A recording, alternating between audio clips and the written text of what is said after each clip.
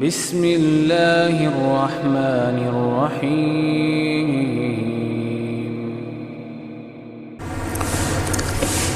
السلام علیکم ورحمۃ اللہ وبرکاتہ۔ نحمدہ ونصلی علی رسولہ الکریم، اما بعد۔ دعا کے حوالے سے بہت سارے لوگ وہ یہ شکایت کرتے ہیں کہ ہم بہت ساری دعائیں کرتے ہیں اللہ تعالیٰ سے، لیکن اپنی زندگیوں میں ہم تبدیلی نہیں دیکھتے، ہماری دعائیں قبول نہیں ہوتی۔ تو دعائیں قبول نہ ہونے کے بہت سارے اسباب ہو سکتے ہیں، اور ان میں سے ایک سبب یہ بھی ہے کہ ہمیں دعا کے آداب کا ہی نہیں پتہ کہ دعا کرنی کیسے ہے۔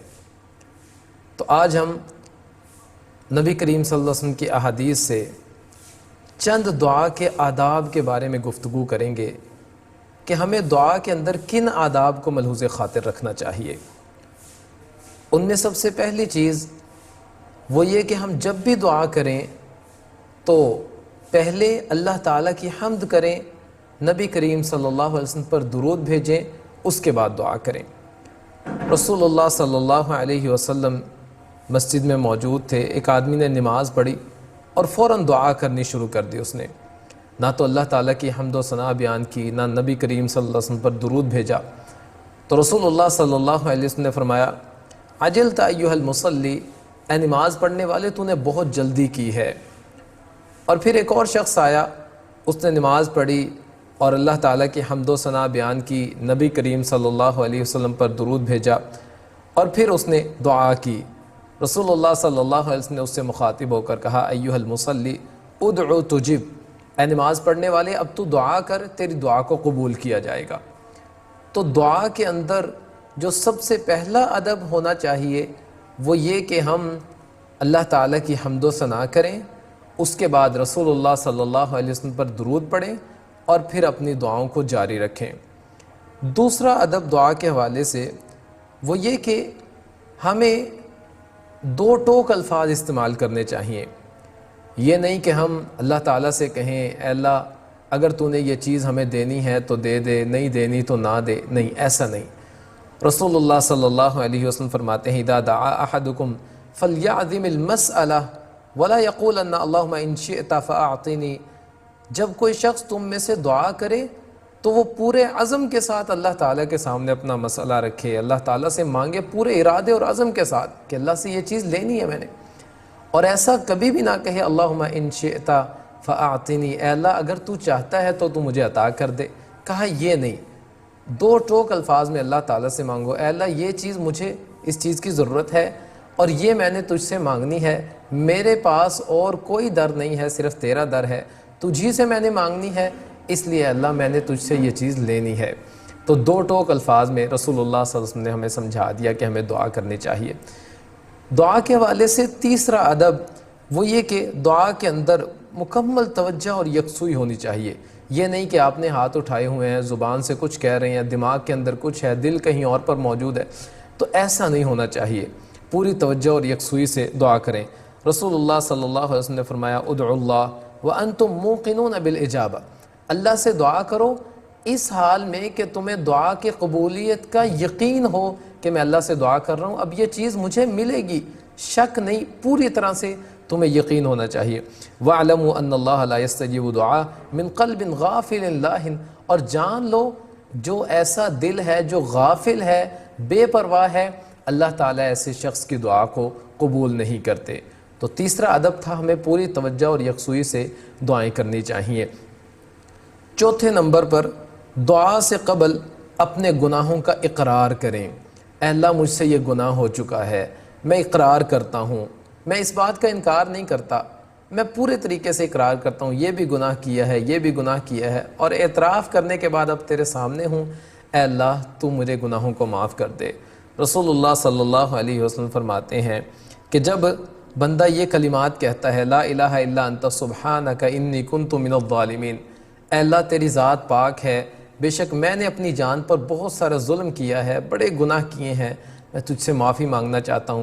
کہا رسول اللہ صلی اللہ علیہ وسلم نے، اللہ تعالیٰ کہتا ہے فرشتوں سے، عبدی عرف ان لہ ربا یغفر ویعاقب، میرے فرشتوں دیکھو میرے بندے نے یہ پہچان لیا ہے کہ اس کا کوئی رب ہے جو اس کو معاف بھی کر سکتا ہے اور اس کو سزا بھی دے سکتا ہے. تو یہ اپنے رب کے سامنے اپنے گناہوں کا اعتراف کر رہا ہے تاکہ اس کا رب اس کو معاف کر دے اور اس کا رب اس کو سزاؤں سے بچا لے. ایک اور ادب وہ یہ کہ خاص مواقع پر ہمیں الفاظ کو 3 بار دہرانا چاہیے. چند دعائیں ایسی ہیں جن کی قبولیت ہمارے نزدیک بہت زیادہ اہمیت رکھتی ہے. تو ایک ادب یہ بھی ہے کہ ہمیں خاص دعاؤں کے لیے جن کی ہمیں بہت زیادہ ضرورت ہے ان دعاؤں کے الفاظ کو 3 بار دہرائیں. رسول اللہ صلی اللہ علیہ وسلم نے فرمایا من سأل اللہ الجنہ 3 مرات قالت الجنہ. جب کوئی شخص 3 بار جنت کا سوال کرتا ہے تو جنت کہتی ہے اے اللہ اس کو مجھ میں داخل کر دے. اور فرمایا ومن استجار من النار 3 مرات. اور جو شخص 3 بار آگ سے پناہ مانگتا ہے تو جہنم کہتی ہے اے اللہ اس کو مجھ سے دور کر لے.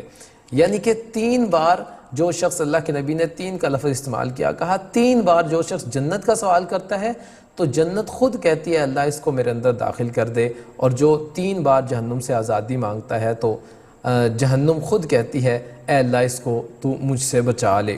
تو دعاؤں میں ایک ادب یہ بھی ہے کہ ہمیں خاص دعائیں جن کی ہمیں بہت زیادہ ضرورت ہے ہمیں ان دعاؤں کے الفاظ کو 3 بار دہرانا چاہیے. ایک اور چیز، دعا کے لیے ہاتھ اٹھانا یہ مسنون ہے، ہم اٹھا سکتے ہیں. نبی کریم صلی اللہ علیہ وسلم نے فرمایا ان ربکم حی کریم یستحیی من عبدہ اذا رفع یدیہ.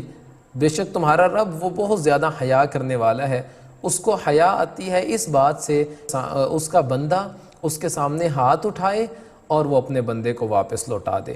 تو تمہارے رب کو یہ حیا آتی ہے کہ وہ تمہیں خالی لوٹا دے جب تم اس کے سامنے ہاتھ اٹھاؤ. تو دعاؤں میں ہاتھ اٹھانا یہ مسنون ہے، درست ہے، ہاتھ اٹھائے جا سکتے ہیں. لیکن ایک اور ادب یہ بھی ہے کہ ہم ہاتھ اٹھائے بغیر بھی دعا کر سکتے ہیں. جیسے رسول اللہ صلی اللہ علیہ وسلم کے بارے میں عائشہ رضی اللہ تعالیٰ عنہ فرماتی ہیں کان رسول اللہ صلی اللہ علیہ وسلم یدعو فی الصلاۃ. اللہ کے نبی نماز میں دعا کیا کرتے تھے اللہم انی اعوذ بک من عذاب القبر. یہ دعا آخر تک نبی کریم صلی اللہ علیہ وسلم اس دعا کو پڑھا کرتے تھے. اور اس کے علاوہ نماز کے بعد کے اذکار اور صبح و شام کے اذکار، اس میں بہت ساری دعائیں ہیں اور نبی کریم صلی اللہ علیہ وسلم ان دعاؤں کو ہاتھ اٹھائے بغیر کیا کرتے تھے. دعاؤں میں ایک اور چیز وہ یہ کہ ہمیں معمولی سے معمولی چیز بھی اللہ تعالیٰ سے مانگنی چاہیے. یہ بہترین ادب ہے دعا کا. اور یہ نہیں کہ کسی بڑی چیز کی ضرورت ہے تو ہم اللہ کے پاس آ گئے، چھوٹی موٹی چیز کی ضرورت ہے کبھی کہیں چلے گئے اور کبھی کہیں چلے گئے. تو ہمیں چھوٹی سے چھوٹی چیز بھی اللہ تعالیٰ سے مانگنی چاہیے.